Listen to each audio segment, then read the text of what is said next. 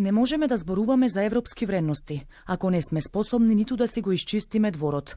Вака критикуваат дел од граѓаните, коментирајќи го нивото на хигиена во нивните општини. Лошо, многу лошо.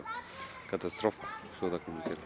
Заедничка вина е и луѓето као поединци и комуналец. За почисто Скопје, во градот дополнително се организираат герилски генералки, со граѓански акции и настани организирани од надлежните. За првиот човек на Скопје пак, Петре Шилегов, нема пропусти во институционалната одговорност за овој проблем и вели сметот го создаваат граѓаните. Ѓубрето го создаваат луѓе. Ѓубрето не никнува од земја.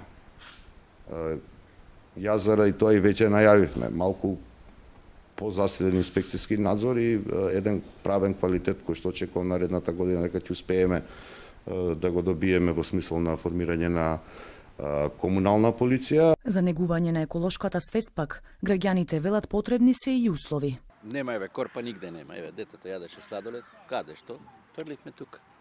Освен тоа, најголем проблем остануваат и дивите депонии. Шилегов повика на трпение и наскоро најави дека ќе излезе со нов концепт за третирање на комуналниот отпад. Недостиг на граѓанска свест или тромавост на институциите. Секоја брани својата страна кога се бара виновникот за загадувањето на градот. Сепак, едно е јасно. За вистински промени и конечно достигнување на оние европски вредности, треба да почне да се делува локално, и тоа со решавање на најосновните проблеми.